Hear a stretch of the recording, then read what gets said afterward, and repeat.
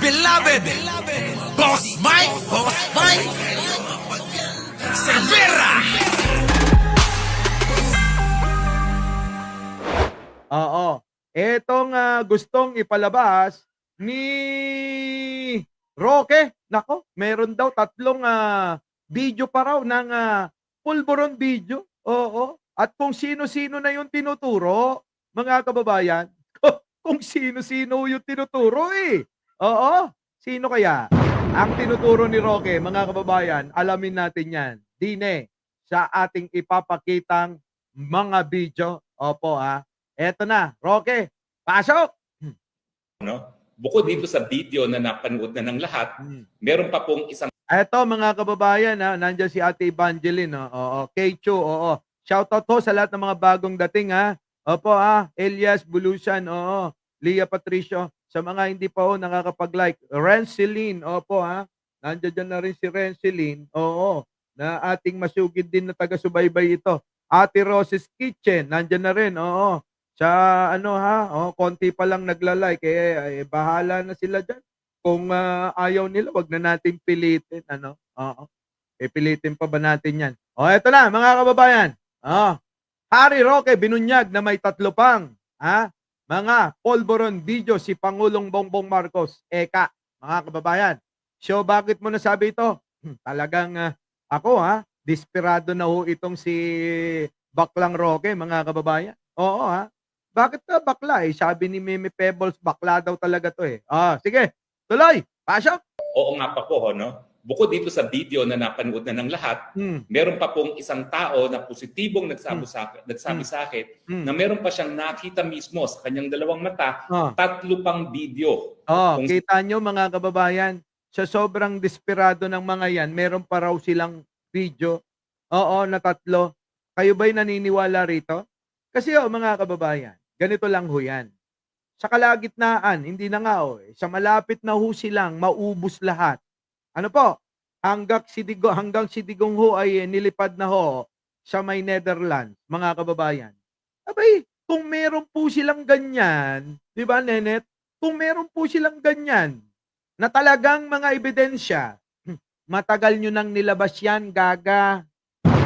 Di ba? Ayan na Nasa kalagitnaan kayo ng kung ano-ano. Di kung meron talaga yan, di dapat nung nandito ka pa sa Pilipinas, nilabas nyo na yan. Para hindi ka kamo nagtsatsaga na hindi mo kapiling ang iyong pamilya. Di ba? Dapat kasama mo pa yung si sino ba 'yon? Si Daserna. Kaso mga kababayan, di ba? Sa ginawa nilang ganito na puro na lang akusasyon, puro na lang chismis, sinabi di umano ni ganito, sinabi di umano ni ganyan, wala. Hindi kayo pakikinggan ng tao niyan. Ako mga kababayan, tayo, alam naman natin kung ano totoo at hindi. Di po ba? Kung tayo ay inuuto neto, alam naman din natin. Kung tayo ay binobola, alam din naman natin. Kung tayo ay pinagsisinungalingan, alam din natin. Ang nakakapagtaka, yung mga DDS, naniniwala sa kanila. Di po ba? Bakit ho, mga kababayan? Kasi yung mga DDS, uulitin ko lang, talagang may hangganan lang yung kanilang kayang unawain. Kahit pa sabihin ni Roque, mga kababayan, kahit sabihin ni Roque na nakipag-date siya kay Richard Gomez, paniniwalaan ng mga yan. Sa tingin nyo po, mga kababayan, di ba? Paniniwalaan nila. Bakit to? Kahit na mukhang palaka ito, mga kababayan, iisipin nila maganda. Iisipin nila may karisma. Ganitong mga klaseng tao ho, ang may karisma para sa mga DDS. Ano po? Sige tuloy. Ano yan? Ano yan? Pulburon video mo. Ulitin mo nga. Oo nga pa po, no? Bukod dito sa video na napanood na ng lahat, meron pa pong isang tao na positibong nagsabi sa akin. May isa pang tao na positibong nagsabi sa akin na mayroong siyang tatlong video pa. Sino ba yan? Na meron pa siyang nakita mismo sa kanyang dalawang mata, tatlo pang video. Kita nyo, sino yan? Hanggat hindi yan nalabas, di po ba? Hanggat hindi yan nalabas, adobong toyo, thank you. hangga't hindi yan nalabas eh, wala pa rin mananatili yan na chismis. Mananatili yan na sabi-sabi. Oh, di po ba? Tuloy. Kung saan ang Marcos Jr. di umano ay sumisinghot Kita mo, puro di umano, di umano, di umano, di umano. Puro chismis lang eh. Oh, ng powdery white substance. So abangan natin, meron pang 3 yan. abangan daw, abangan nyo daw. Abangan nyo sa channel ni Maharlika para kumita siya ng malaki. Abangan nyo sa kanyang Facebook para kumita rin. Ha? Nang hindi na nagagalaw yung inipon niya sa Pogo. Ha? Abangan nyo mga kababayan.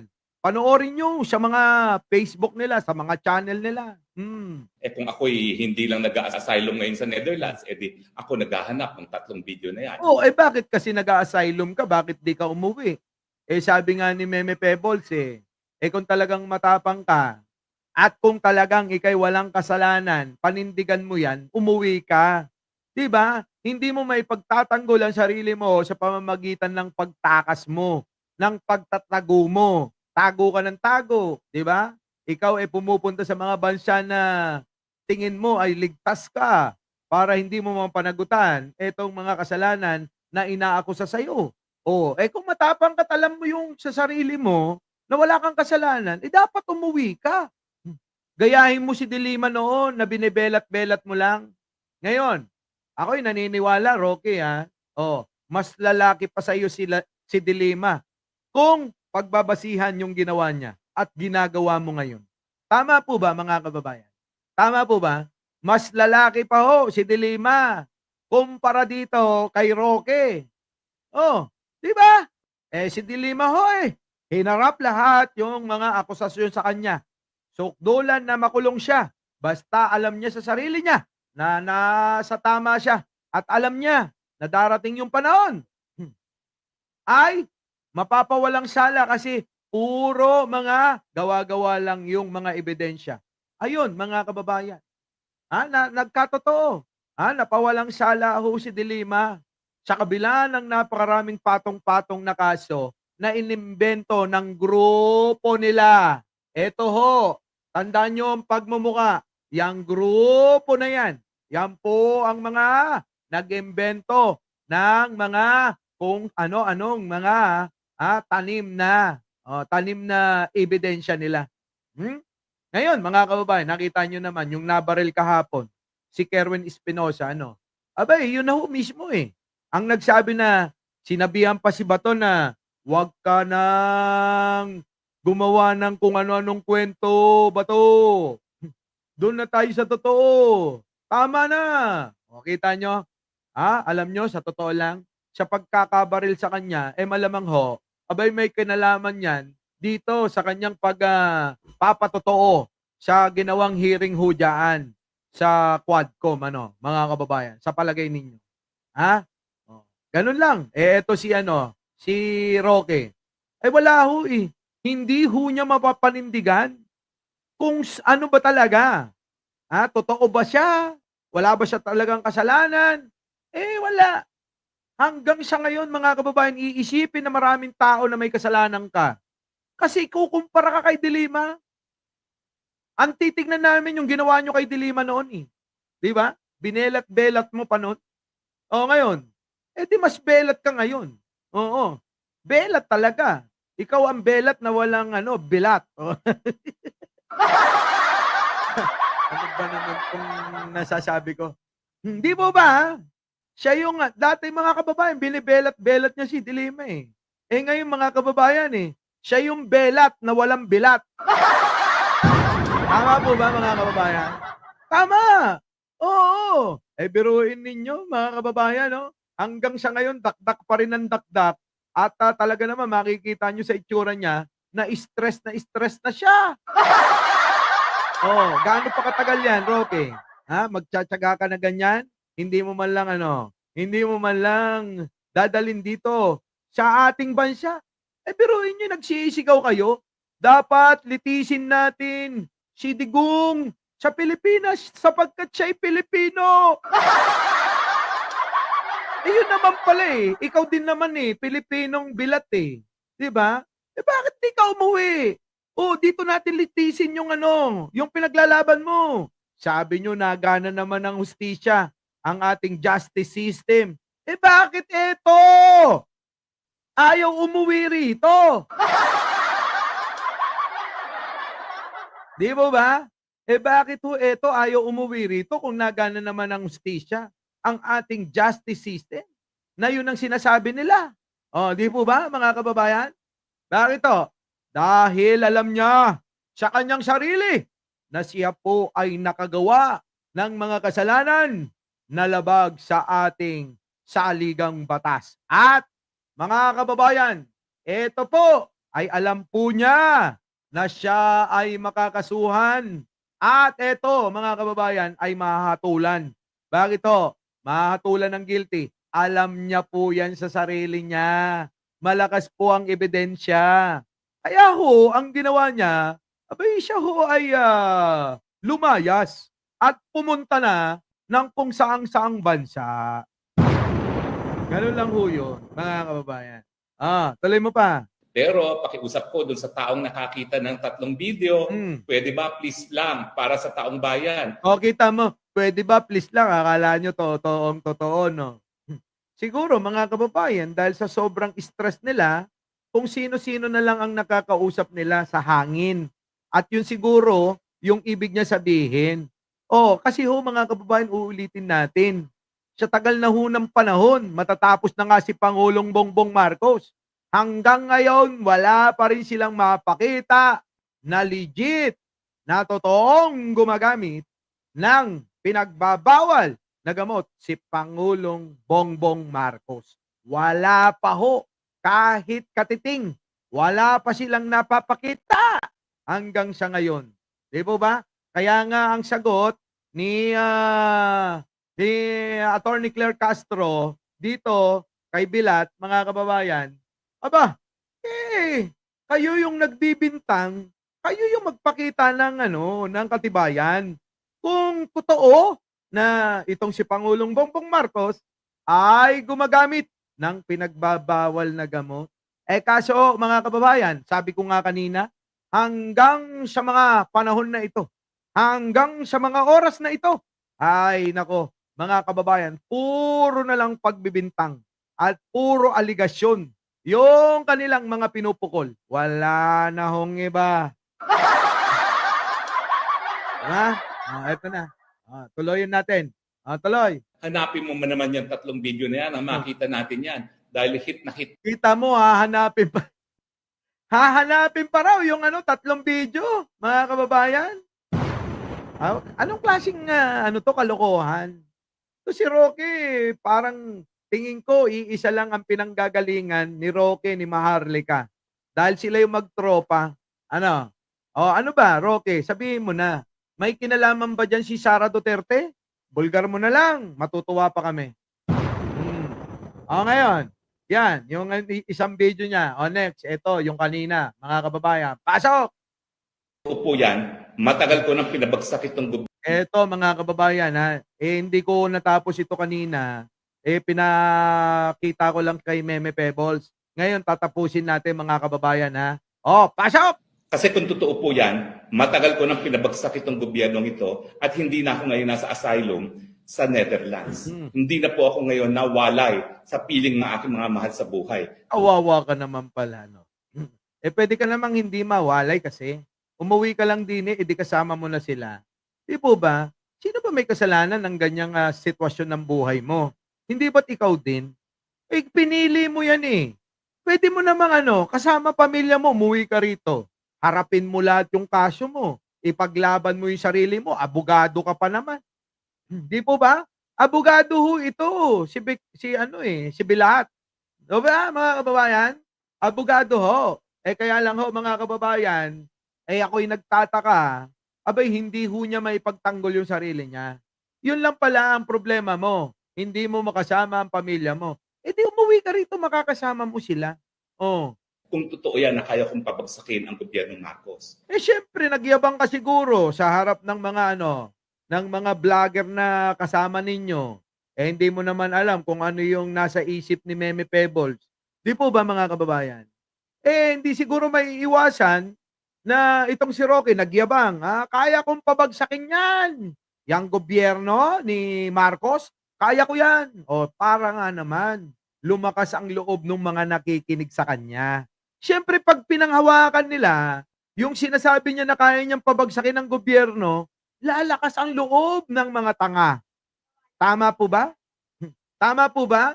Oo, sabi nga ni Jen Angeles, ginagawa naman nila kaya lang hindi nila kaya. Ginagawa nilang pabagsakin ng gobyerno, pero talagang hindi nila kaya. Tama po ba? Tama? Oo. Oh, ngayon, sa mga nakarinig nun, isa na si Meme Pebbles na pababagsakin niya daw, kayang-kaya niya at magaling daw siya magpabagsak ng gobyerno.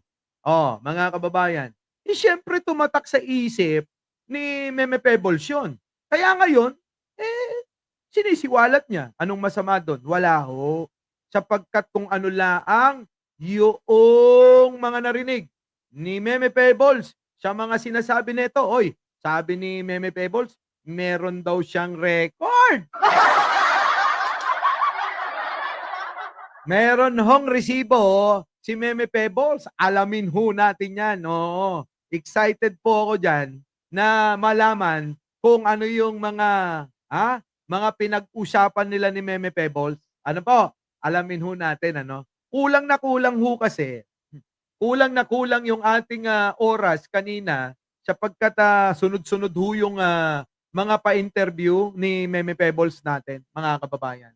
Oo. Di bale, kukuha ulit tayo ng pagkakataon para maitanong natin yan, ano? Tuloy! Kung gaya ko pong pabagsakin ng gobyerno ng Marcos, pinabagsak ko na po yan. Dahil ang pagkagutom, pinakamatindi sa loob ng mahigit 20 taon sa kasaysayan ng Pilipinas. Matinding pagkagutom sa loob ng 20 taon. Nakita nyo? Unawain nyo maigi yun. Na matinding pagkagutom sa loob ng 20 taon. Ang problema sa kasaysayan daw ng Pilipinas. Putik na yan, sino ba presidente sa loob ng 20 taon? Kwentahin ninyo mga kababayan. Panahon pa, nino yon? Panahon pa ni Gloria, ni Pinoy at ni Duterte yan. Narinig ninyo? Unawain nyo maigi mga kababayan. Unawain nyo 20 taon daw sino ho yung mga nun, mga nanunungkulan? Panahon ni Gloria, ni Pinoy, at ni Digong. Kita nyo mga kababayan? Pasok. Pasok! Sa loob ng mahigit 20 taon sa kasaysayan ng Pilipinas. Mahigit pa pala, mga kababayan, hindi talaga inabot to ni Pangulong Bongbong Marcos. Kung kaya ko pong pabagsakin ng Marcos, gagawin ko na po yan. Ginawa ko na po yan. Bakit? Dahil tayo po ngayon, kinaladkad niya. Saan? Sa kuko ng giyera. Kita nyo. Alam nyo yung propaganda nila ng giyera, kagutuman, emosyon ng mamamayan. Yung po yung target nila, matagal ko na yung sinasabi yan Ang target po ng kampo netong mga Duterte ay kunin yung inyong emosyon. Magalit kayo sa gobyerno. Yan ang kanilang pangunahing layunin. Para nga naman pag nagalit kayo sa gobyerno, unang-una po, hindi nyo iboboto ang alyansa ni Pangulong Bongbong Marcos. Ikalawa po, patuloy-tuloy kayong magagalit sa gobyerno. Kasi pagka hindi nyo inisip na maigi, kayo po ay inuuto neto. Tama? Tuloy. Samantalang wala naman tayong interes para makipaggera sa kahit kaninong karatig bansa natin. Sino ba may sabing, halika nga rito, sasabunutan kita Diba? Sino ba may sabing makikipaggera po tayo? Bakit nyo ba pinipilit lagi makikipaggera? Wala hong may gusto na makipaggera. Ito, tingnan nyo, mga kababayan. Kaya galit na galit si Panelo Oo. Kaya galit na galit si Panelo dito dahil pagbubuka ang bunganga nito, hindi po napapabuti ang kampo ni Duterte. Sa tuwing bubuka ang bunganga ni Maharlika at ni Digong, at ni Roque, bunganga ni Maharlika at ni Roque, mga kababayan, napapahamak lalo ang grupo ni Duterte at si Duterte mismo. Isang halimbawa mga kababayan. Bigyan ko kayo isang halimbawa. Kaya nga ho yan, nakulong si Duterte. Kasi dahil sa kanila wala kayong ibang sising mga DDS. Sa pagkakakulong ni Duterte kung hindi dahil sa mga ito. Nang runa ni Roque, kini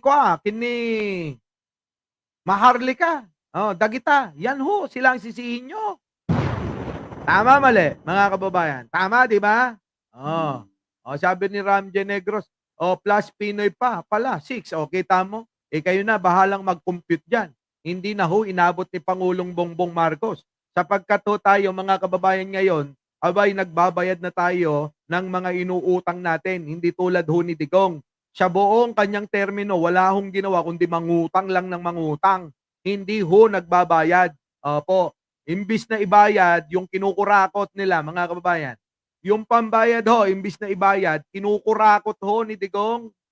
Yan po ang katotohanan.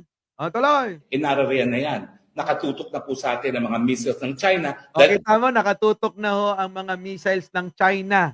Kita nyo kung paano magano ito? Tinatakot yung mga Pilipino. Kita mo kung hindi ka ba duwag Kala ko ba matapang ka? Palibasa ikaw nandiyan ka. Ano ngayon? Kung magkagera dito. Pero sigurado ko, matapos ang gera, bibitayin ka namin. Di ba? Mga kababayan. Di ba? Dapat dito kay Roque binibitay ito. O kaya leksyonin natin, no? Dahan-dahan sa ilalim ng napakainit na araw. Leksyonin natin, itali natin ang dalawang kamay nito. Yun dapat parusa rito. Yung dahan-dahan na na ito mawalan ng hininga, mga kababayan. Leksyonin natin. Ganon. Dapat ang parusa dito. Di mo ba? Dapat parusahan to ng ganun Yung mahihirapan talaga. Tuloy. Pinayagan ni Marcos Jr. na itutok yung Typhoon missiles galing sa Pilipinas papuntang China. Ito po yung same missiles na naging mitya kung bakit nagkaroon ng kamuntik ng magkaroon ng nuclear war. Kita nyo kayo. Naku, Rick, Rookie, desperado ka na talaga. Sabi nga nung na-warrant of arrest na sino yon? Yung isang tumatakbong senador nila na taga Pangasinan. Di ba? Sino yon? Yung isa, yung abogado rin. Di ba sabi niya, yung gera-gera na yan, huwag niyong paniwalaan. Hindi totoo yan. Kita nyo? Sila mga kababayan, hindi nga nagkakasundo-sundo. Di po ba? Yon, si Attorney Lambino. Di ba? Nagkaroon ng warrant of arrest. Aywan ko lang kung nakulong na yon. Baka nakapagpiyansa. Di ba sabi ni Lambino? Hindi totoo yung gera-gera na yan. Huwag kayong matakot.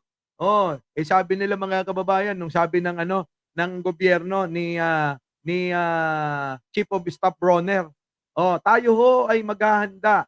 Ang ating sandatang lakas ay pumoporma na sa bandang norte sapagkat kailangan nating paghandaan kung ano man ang mangyayari. Ano sabi nila nila ng grupo ng mga Duterte? Ginagamit nyo ang gera sa Taiwan para takutin ng taong bayan. Kita nyo na hindi natin alam, hindi na nga alam ng gobyerno kung anong gagawin pa sa mga katwiran nito Kapag ikaw ay naghanda, mga kababayan, para sa nabibinbin daw na gera diyan sa Taiwan at China, sasabihin nila wala daw yan, hindi totoo yan. Tapos sasabihin nila, ang China ang gigirahin, Pilipinas daw. Alin ba talaga? So diyan po ninyo malalaman, mga kababayan, yung kanilang mga panlilinlang sa mga Pilipino. Kaya mga kababayan ko, kayo may DDS, kayo may kakamping o ano paman, matuto kayong unawain lahat yung kanilang mga sinasabi. Sapagkat yung mga sinungaling, magaling yan, manlinlang at manligaw ng tao. Ano po? Connect pero hindi naman kinukonektado. Ayun na nga, parang ganun. Tuloy. Kung ako po ay kaya kong pabagsakin ng gobyerno, ginawa ko na po yan. Ginawa nyo naman ginawa nyo naman na pabagsakin ng gobyerno, di ba? Ano sabi mo nun? Natatandaan ko. Nung anchor ka pa doon sa SMNI. Alam nyo, sabi niya, ay, Marcos Jr., baka ikaw ay magaya sa ama mo. Ano ba sabi nila? Magagaya ka sa ama mo na kayo ay ililipad sa Hawaii. Oh. Di ba sabi mo yun? Oh, kaso, hindi nyo nagawa. Ginawa nyo pero hindi kayo nagtagumpay. Hindi sila nagtagumpay, mga kababayan, sa pagpapabagsak ng gobyerno. Di ba? Tapos sasabihin niya, dapat ginawa ko yung ginawa mo nga yun. Ginawa mo. Dahil terrible na po ang nangyayaring panunupil sa kalayaan ng malayang pananalita. Ano nga, kita mo, napakasinungaling nito. Sa totoo lang, kapag ka nakita nyo, panggigigilan nyo talaga to. Bakit to? Napakasinungaling eh. Panunupil sa malayang pananalita, sabi. Abay bakit? Pinipigilan ka ba? Inaanyayahan ka nga na magsalita doon sa Kongreso para maipagtanggol mo yung sarili mo. Total naman ikay abogado. Di po ba? Pero bakit hindi ho siya, hindi yun ho yung ginawa niya. Takot po. Ito, si Belat, sa kanyang sariling multo. Sapagkat alam niya na mayroon siyang ginawang kasalanan sa ating mga Pilipino. Kaya doon po siya natatakot na baka siya'y panagutin ng ating gobyerno. Yoon, kaya ho hindi ho nauwi ito. Alam niyo mga kababayan, kung nasa tama kayo, abay, bakit kayo matatakot? Sabi nga ni Digong, di ba? Kung wala ka namang kasalanan, bakit ka naman matatakot? Sa kanilang bibig yun, mga kababayan, ang galing. Na kung wala ka namang kasalanan, bakit ka matatakot? Pero pagka ginamit mo sa kanila, wala yan, deadma lang. Ano? Deadma. Tuloy. Sininimulan po yan sa pagsasarado, pagtatanggal ng prangkisa ng SMNI. Pagtatanggal daw. Sinimulo niyan. May violation nga. Ano ka ba? May violation, Roque. Kaya ganun. Pwede nyo namang i-apela yan. Ang dami-dami hong abogado ng SMNI. Nandyan si Toron, di ba? Si Toron, sino pa? Ikaw, si Glenchong, si Vic Rodriguez.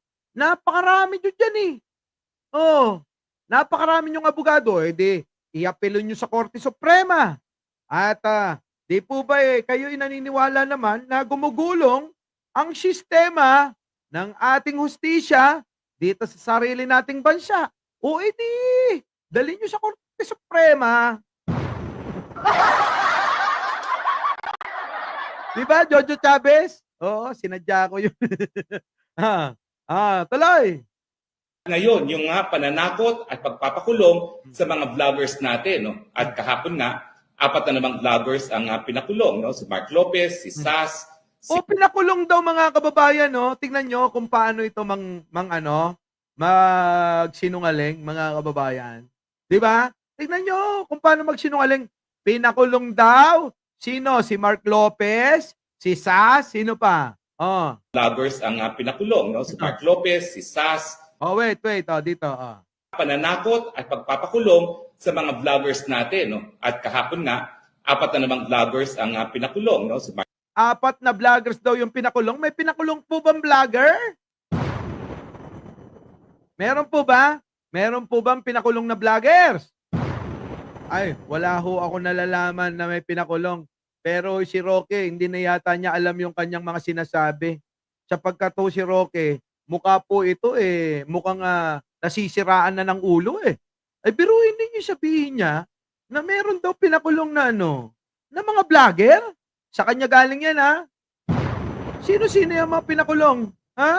Roque, ayusin mo yan.